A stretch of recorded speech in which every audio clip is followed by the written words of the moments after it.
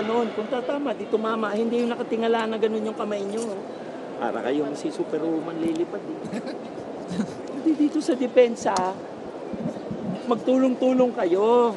Ay nagtuturoan kayo. Palitan nyo na yung pangalan nyo. Arturo 1, Arturo 2. Kasi turo kayo ng turo eh.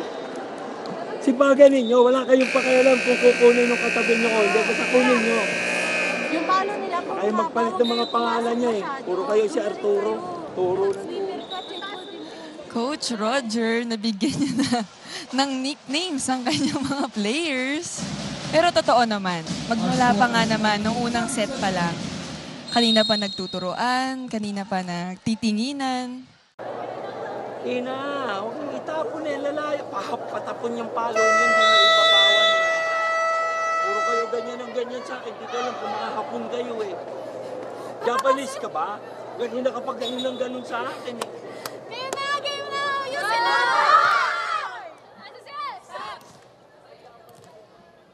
Another quotable quotes din. Hapon ka ba? Kanina ka pa?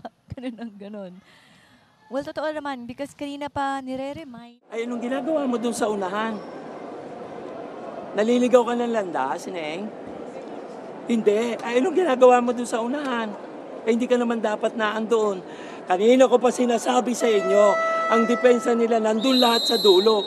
Sige lang kayo ng palo ng mahaba. I-drop mo lang yan dyan sa likod ng bracket. Tingnan mo, walang kukuha. Ayaw niyo makinig eh. Okay, may nawawala daw, sabi ni Coach Roger. Yung palo natin, yung palong meron tayong objective na patayin. Hindi yung i-over lang yung bola. Hindi naman mamamatay kung malambot pa sa tissue paper yung palo.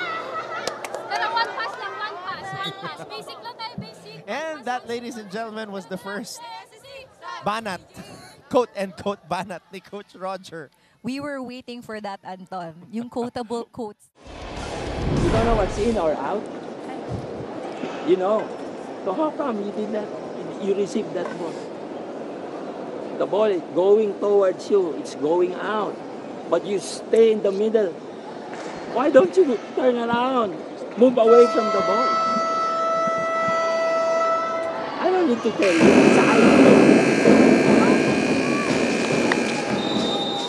Nakikita na natin yung frustration ni Coach Roger. Siguro kung kaya niya maglaro sa loob ng court, siya na lang ang maglalaro.